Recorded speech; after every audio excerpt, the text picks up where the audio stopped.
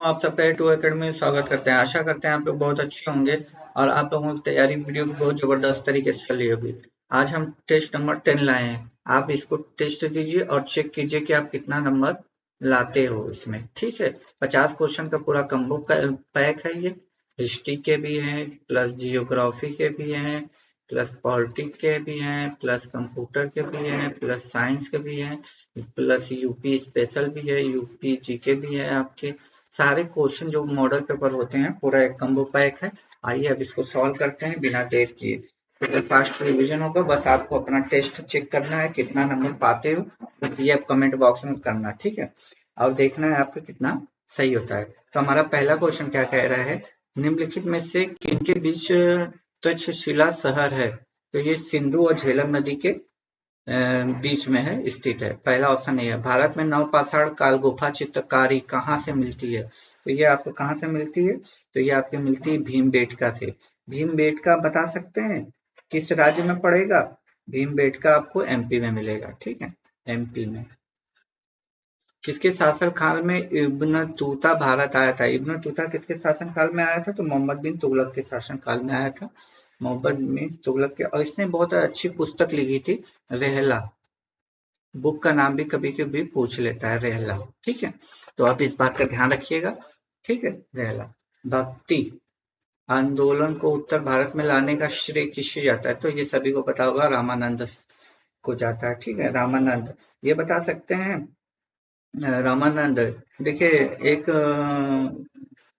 क्या मैं बोल रहा था, सब भूल गया मैं, छोड़िए, याद आएगा तो बताएंगे।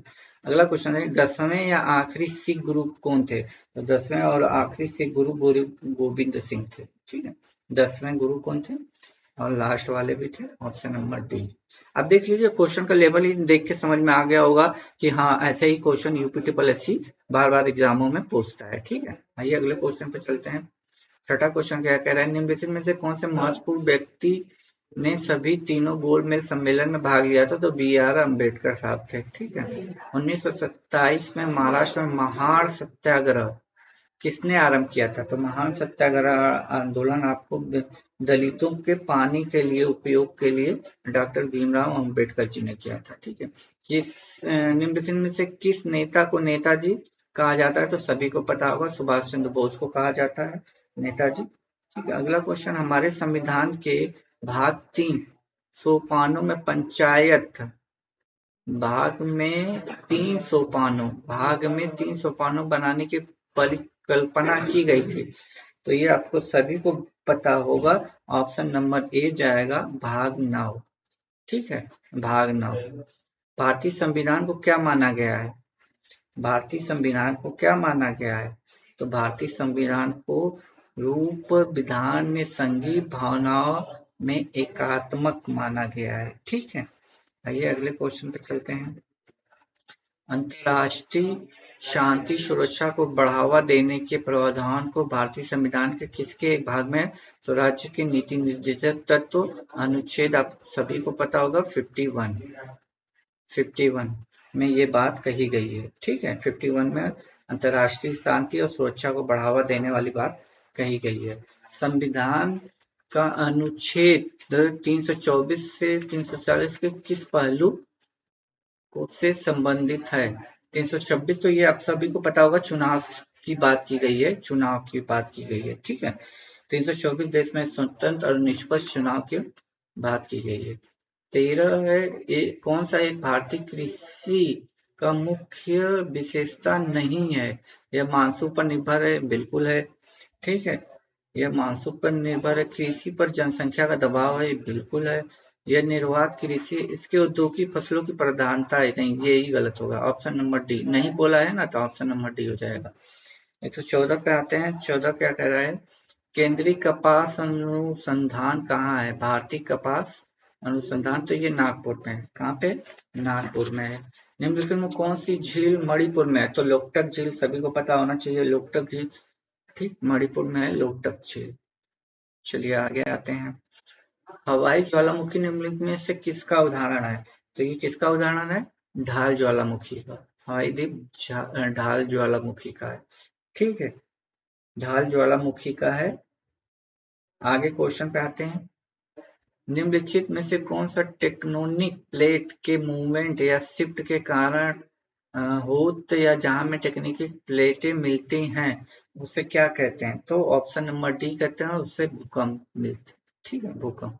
अंतरराष्ट्रीय परमाणु एजेंसी कहाँ पे है? तो ये सभी को ऑस्ट्रेलिया की राजधानी वियना में है, वियना में। ठीक है, वियना में है। अगला क्वेश्चन क्या कह रहा है? भारतीय अर्थव्यवस्था के बारे में आत्मसेन के सुझावों से संबंधित निम्नलिखित में से कौन सा विचार है? तो विचार कौन सा है?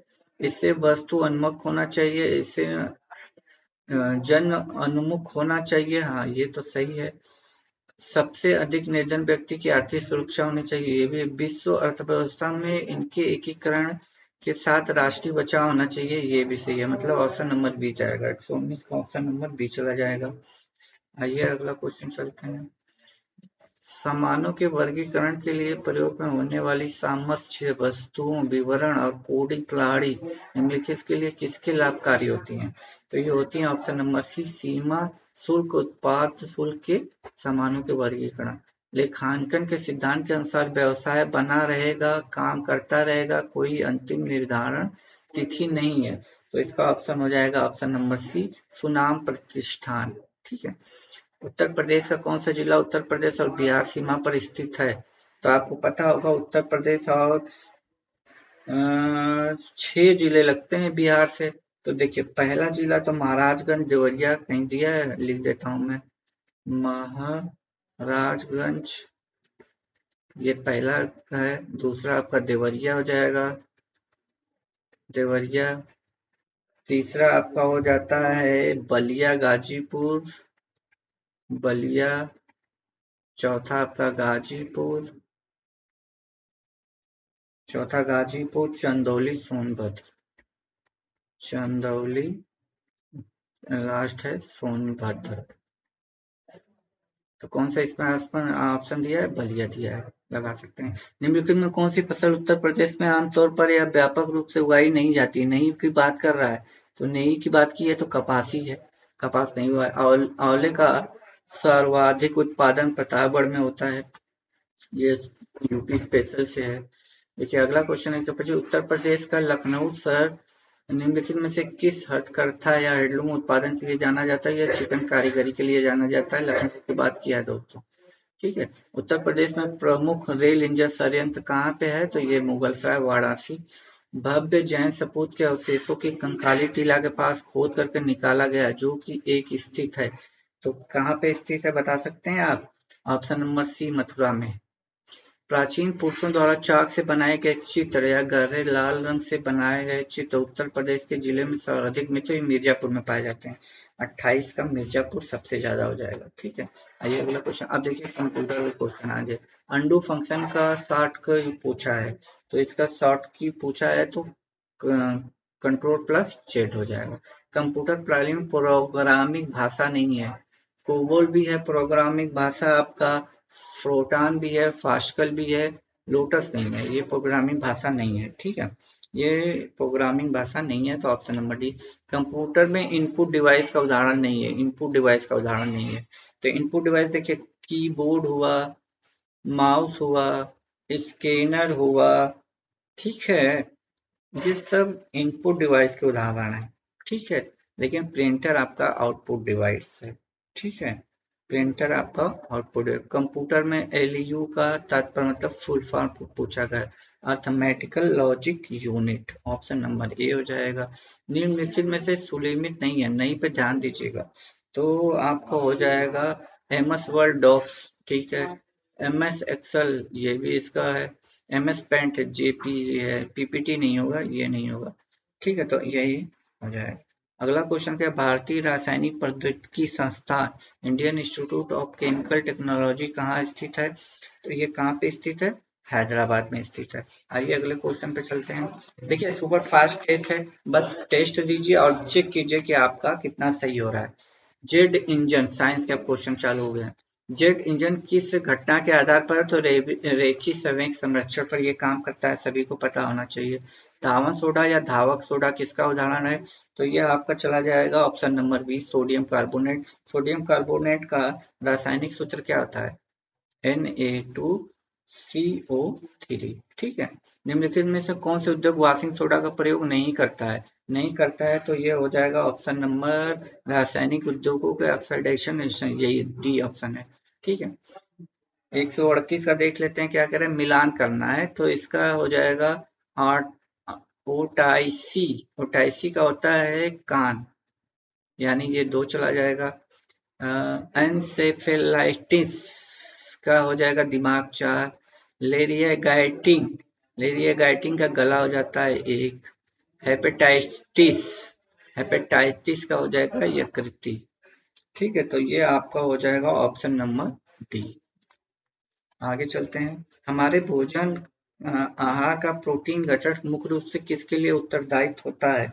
तो ऑप्शन नंबर सी, वृद्धि और मरम्मत के लिए। निम्नलिखित में से कौन सा जीव एक कोलोनियल के स्वरूप में रहता है? तो कौन रहता है? Option number D, Volvox.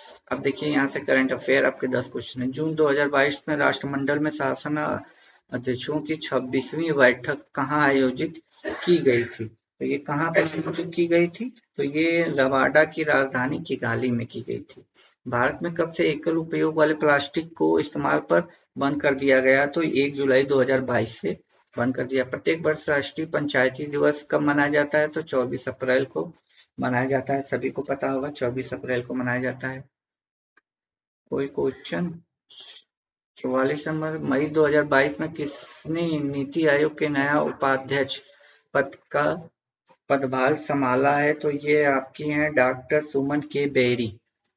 Option number 1। Diamond league final 2022 में डायमंड लीग ट्रॉफी जीतने वाले पहले भारतीय एथलीट का नाम क्या है? तो इनका नाम है option number C, Neeraj Chopra.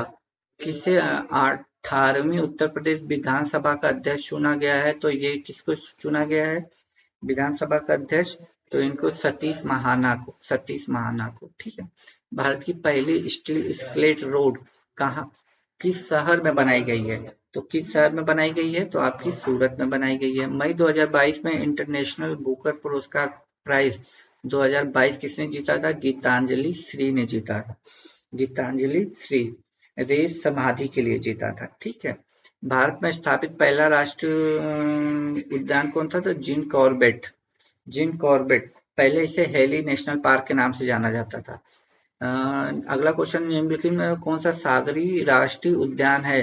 सागरी राष्ट्रीय उद्यान कौन सा है? तो ऑप्शन नंबर डी जाएगा, मन्नार की खाड़ी। सागरी पूछा है। ठीक है, तो ऑप्शन नंबर डी। ये 50 क्वेश्चन थे। आपने बताइए 50 में कितना आपने किया, कितना आपका सही है? आप उस नंबर को कमेंट बॉक्स में जरूर टाइप कीजिएगा। आई होप आपका टेस्ट अच्छे से चल रहा होगा। उम्मीद करता हूँ कि आप लोगों का टेस्ट बहुत अच्छे से चल रहा है और अच्छी तैयारी भी चल रही है। ठीक है दोस्तों, तो आज के लिए इतना ही रखते हैं। तब तक के लिए खुश रहो, मुस्कुराते रहो। जय हिंद दोस्तों।